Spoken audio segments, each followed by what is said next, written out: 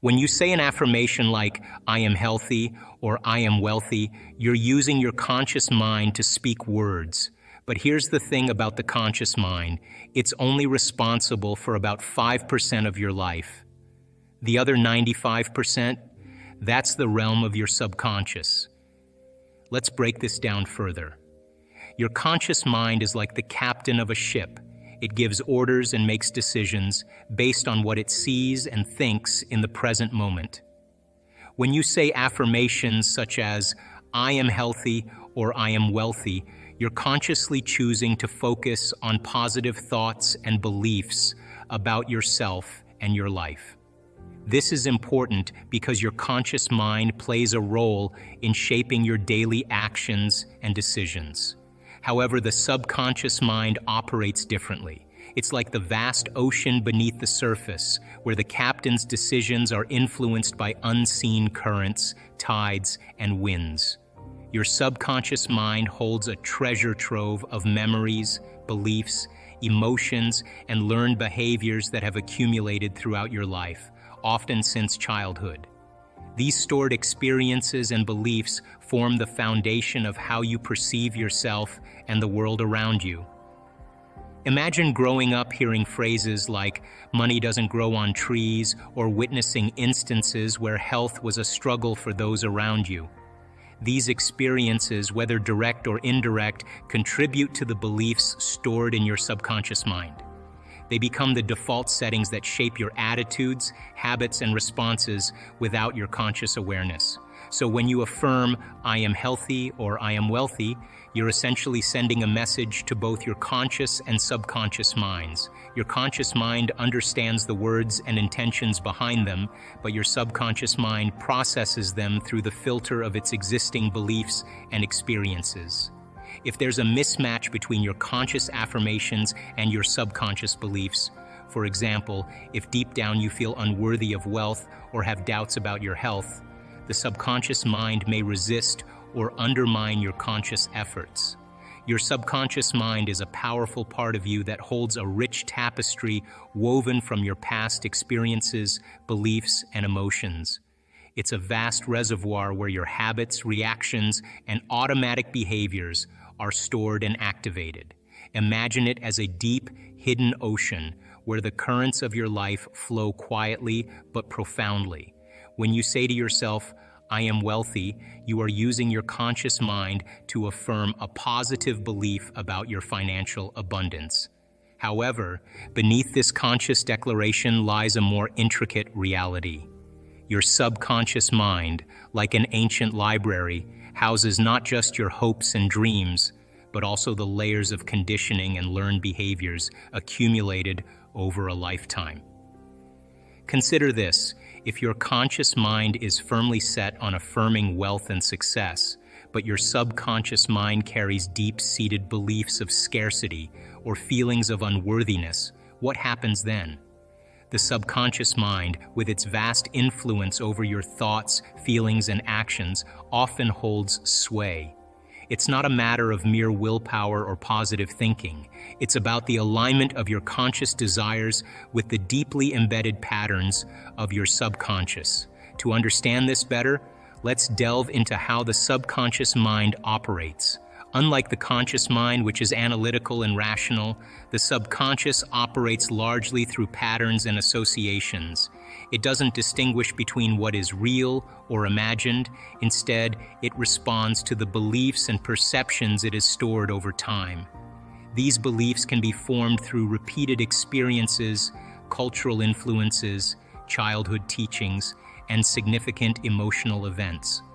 For instance, if during your formative years you experienced moments of financial struggle or were repeatedly told that money is hard to come by, these experiences and messages become part of your subconscious programming. They create a framework through which you perceive and interact with the world, including your own self-image and potential for financial success. Now, when you consciously affirm, I am wealthy, you are essentially attempting to overwrite these deeply ingrained patterns with a new narrative.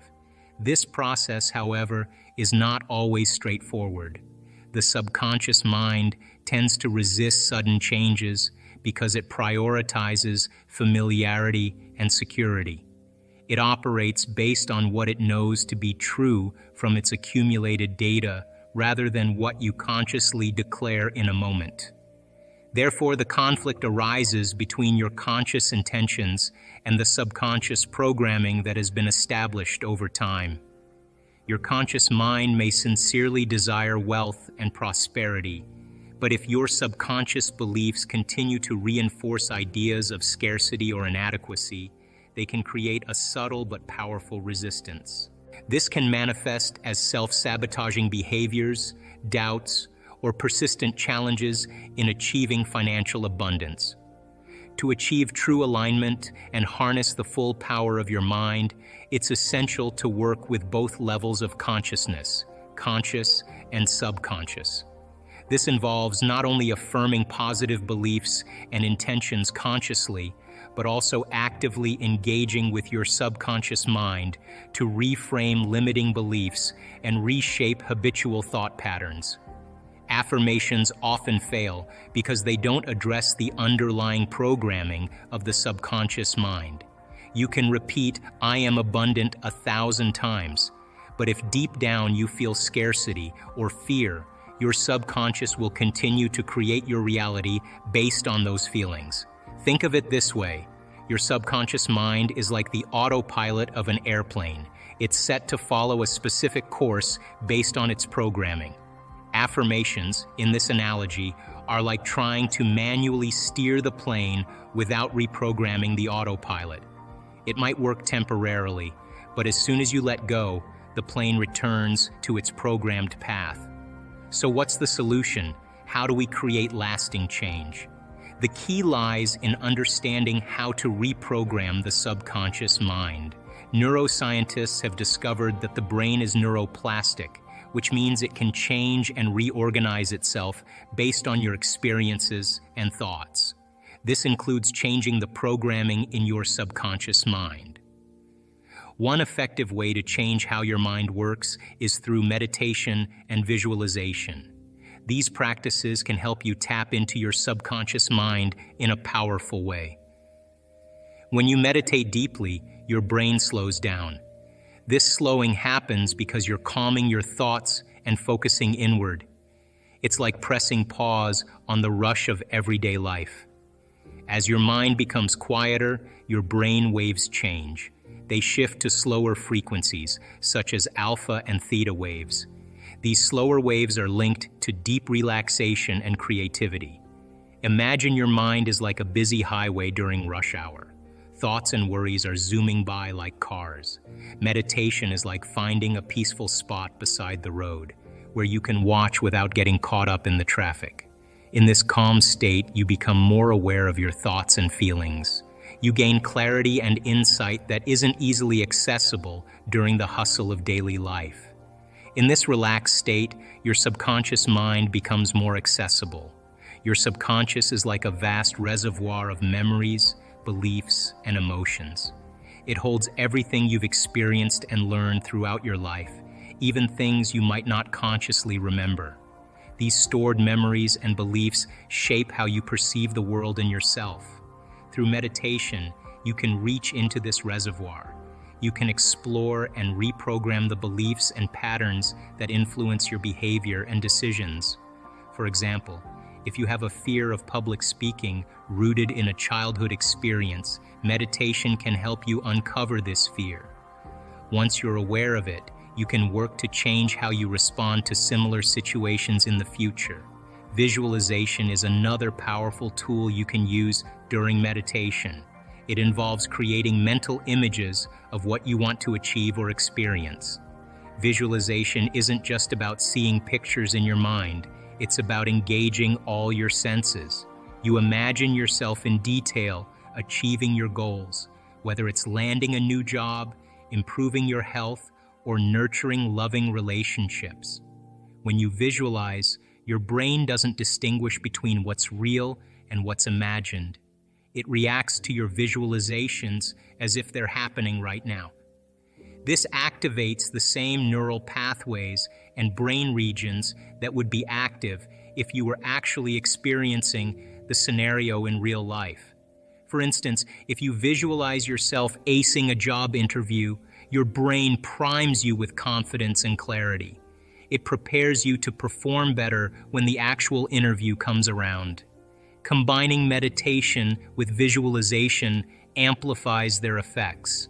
As you meditate and your brain waves slow down, you enter a receptive state.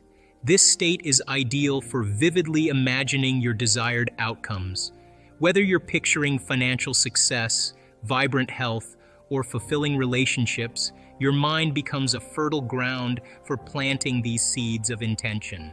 The synergy between meditation and visualization lies in their ability to influence your subconscious mind. By repeatedly visualizing positive outcomes during meditation, you're essentially rewiring your brain. You're creating new neural pathways that support your goals and aspirations. Over time, these new pathways replace old, limiting beliefs and habits. And during meditation, you can vividly visualize your desired future, seeing yourself healthy, abundant, loved. This isn't just daydreaming, it's a precise mental rehearsal that sends clear signals to your brain. And as you consistently practice this mental rehearsal, you're essentially rewiring your brain. You're creating new neural pathways that support your goals and aspirations. Now, remember earlier when I mentioned the subconscious mind? It doesn't know the difference between what's real and what's vividly imagined. So by repeatedly experiencing your desired future in your mind, you're instructing your subconscious to manifest that reality. Aligning your emotions with your intentions is essential for manifesting your desires. Emotions act like fuel that powers your thoughts and actions. When your emotions are in harmony with what you want to create, you amplify the power of your intentions. Imagine this. You set a goal to attract abundance into your life. You affirm daily, "I am abundant, money flows to me effortlessly." These affirmations are like seeds you plant in your mind. They carry the potential to grow into reality. However, if deep down you feel fear or doubt when you say these affirmations, you're creating a conflict within yourself. Here's why this matters. Your subconscious mind, where your beliefs and emotions reside, is like a transmitter. It sends out energetic signals that interact with the universe. If your affirmations say abundance, but your emotions emit fear or doubt, you're sending mixed signals. It's like telling someone you want something while secretly doubting you deserve it or can achieve it. The universe, or whatever you call the higher forces at play, responds to the totality of your vibration, your thoughts, emotions, and beliefs. It doesn't just listen to your words, it feels the energy behind them. If your emotional state is out of alignment with your affirmations, the universe may mirror back to you situations and experiences that match your underlying doubts or fears. Think of it like tuning a radio station. For clear reception, you need both the right frequency and minimal interference. Your intentions are the frequency you want to broadcast. Abundance, joy, love. Your emotions are the interference. If they're mixed with fear or doubt, they distort the signal you're sending out. To manifest effectively, you must consciously align your emotions with your intentions. This means cultivating feelings of gratitude, joy, and confidence as you affirm your desires.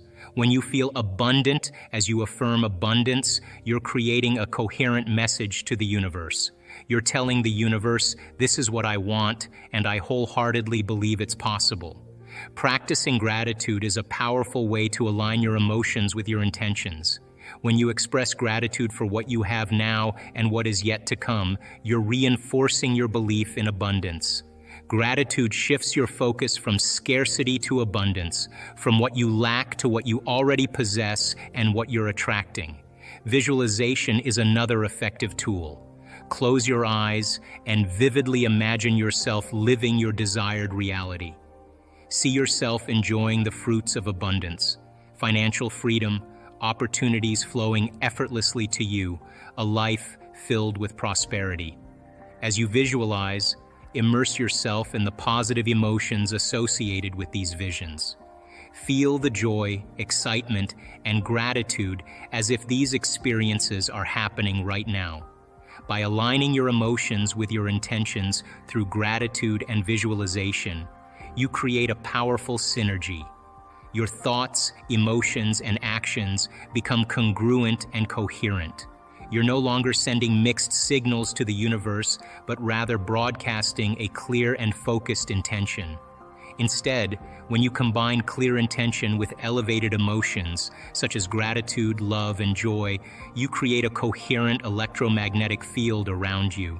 This field magnetically draws experiences and opportunities that match your desired reality. So here's the practical approach. Forget affirmations as mere words. Instead, focus on embodying the feelings and emotions of your desired future. Engage your subconscious through meditation and visualization. Reprogram it with new beliefs and expectations. When you do this consistently, you're not just wishing for change, you're actively participating in creating it. Your thoughts, emotions, and actions become aligned with your vision, and that's when true transformation occurs. So you are the architect of your reality. By harnessing the power of your mind and emotions, you have the ability to shape a future that reflects your highest aspirations. Now, if you trust that you can go a little further, then all of those thoughts are just thoughts in your head that you have to create coherence around. So if you stopped and you said, I am going to master this moment, forget about going anywhere, doing anything, following instructions, I'm just going to work with my body to get it back into the present moment and continue to unfold back into possibility. Here's my question. If you turn that battleship around even slightly by executing a will that's greater than that program, and you are in hot pursuit of your own freedom and your brain and your personality is beating you up, I've had those moments, and you know what? It's David and Goliath. It has always seemed bigger than me because I've given it so much of my attention and so much of my energy. It is bigger than me. But when I no longer pay attention to it, just like not giving my power to it, now I can settle myself back into the present moment, and it's just the thought. And I examine that thought, I look at it, and I become very familiar and conscious of it. And then my brain will say, well, what about this? You did this wrong, it's too late. Give up. And then I address that thought. Now, here's my question. 45 minutes of doing battle with your personality and continuously choosing love and unfolding deeper into it. If you make the effort to disinvest your attention and energy out of Goliath and pull energy back to you, but the next meditation that you have could be the easiest meditation for you to connect. Is it possible? So then that had to come up for you in order for you to evolve through it. Yes or no? And your body is just saying, look, I'd rather be worrying about my taxes than connect to the divine. Yes or no? There's a book that was one of my favorite books I ever read. It's called The Red Lion. And The Red Lion is a great story of an initiate that murders an alchemist and drinks the Philosopher's Stone drinks, the Red Lion, the elixir of life that causes immortality. And he wasn't ready to drink this Philosopher's Stone. He wasn't of the right consciousness, and when he drank it, he never forgot any of his lifetimes. And he saw all his demons. And this book is this journey of this soul through different levels of every single lifetime you can imagine that you and I can relate to. And he runs into a secret society, and he becomes initiated. And there's a chapter in The Red Lion called The Kilkyard, and I ask my children to read that chapter every year. Every year they have to read that chapter, because the initiate sits down in front of a statue, an inanimate statue. And his job is to animate that statue and bring it to life. Are you with me? And for years, he wakes up in the morning, makes his tea, has his breakfast, and then all day he's putting his life force and his energy into animating this particular statue. And after years, he notices it swallows. He notices it moving its finger, and the moment he starts to realize that he could take something inanimate and bring it to life, he gives it more of his attention and energy. You with me still? Until it is a walking, talking being. As we begin to create more coherence in the brain, more coherence in the heart, you're creating a very profound laser, a Wi-Fi signal that can allow you to read information. Can't read it if you're separate. You can't read it if your brain's incoherent. You can't read it if your heart's incoherent.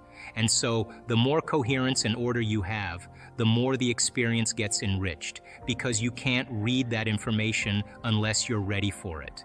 That's the point. So, as people start getting through this, and they start having very profound moments, and they're now opening their heart, and they can sustain heart coherence, and they know how to create brain coherence, that's the formula.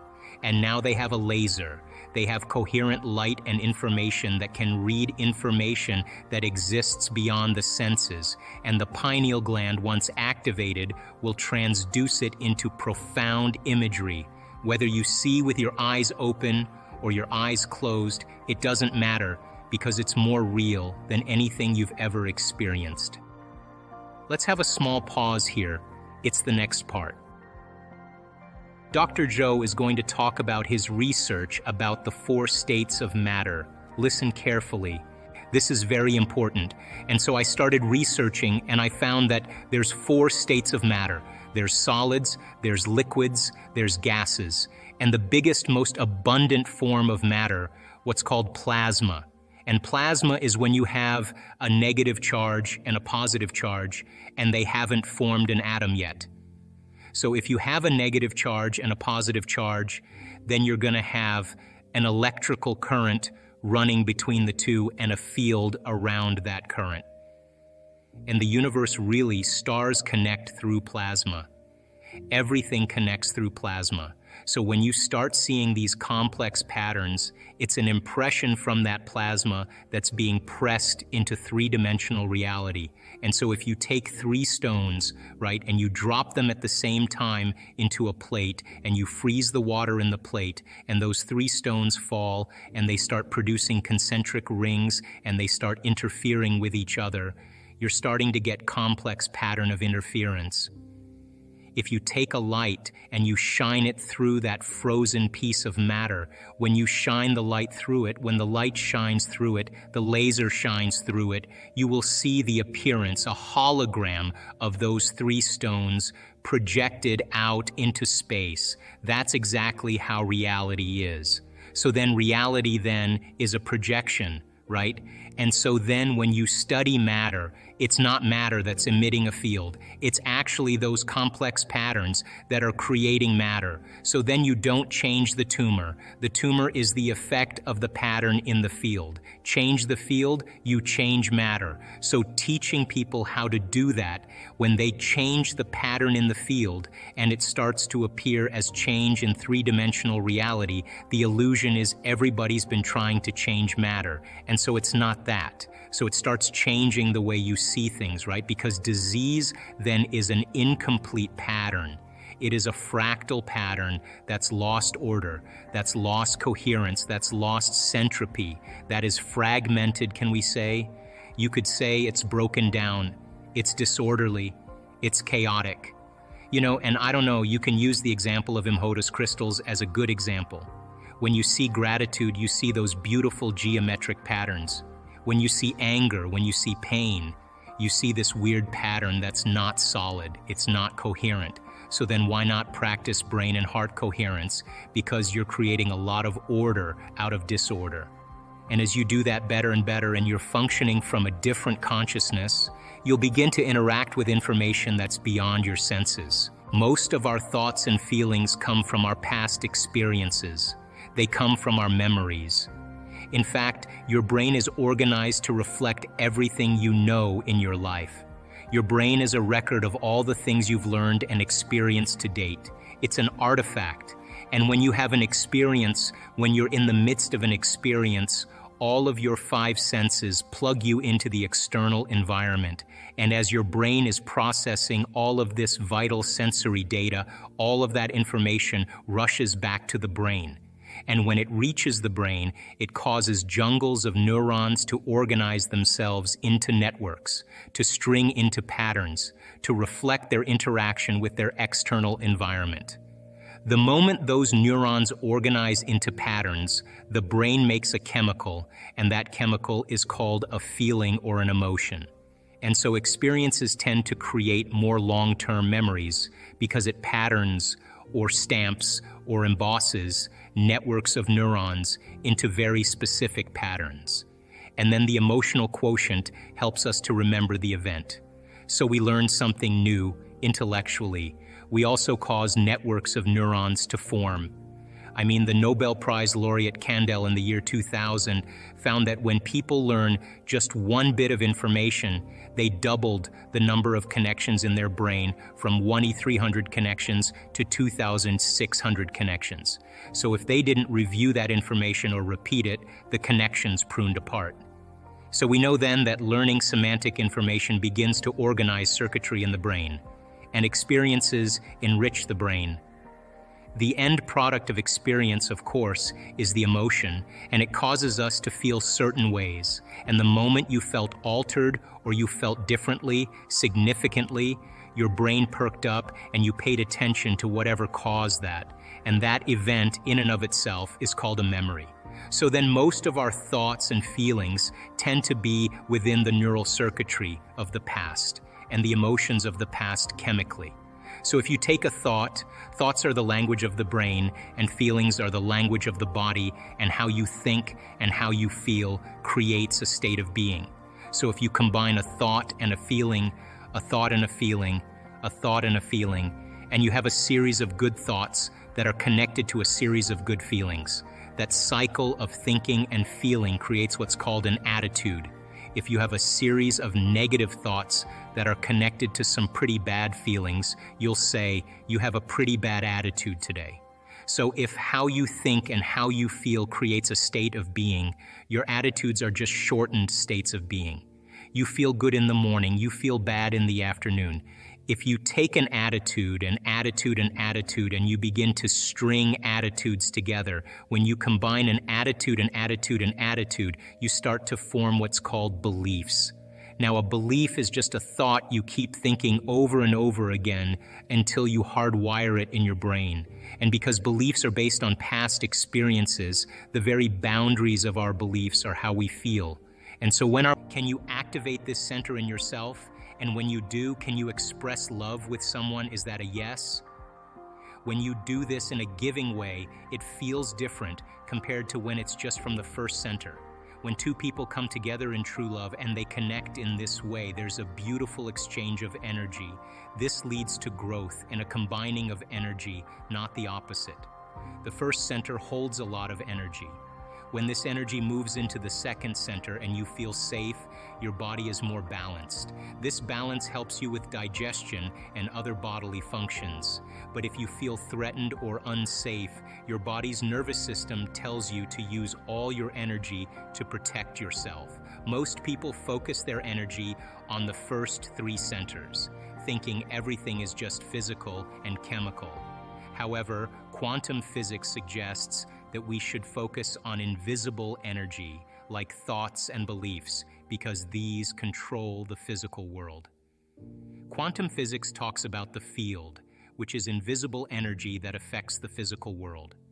This idea is similar to what spirituality says about spirit and invisible forces.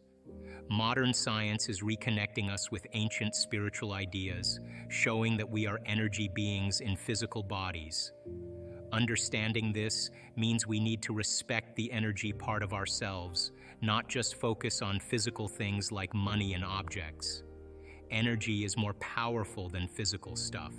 So by changing our beliefs and recognizing the power of our thoughts, we can start to control the world with our minds rather than just our wallets.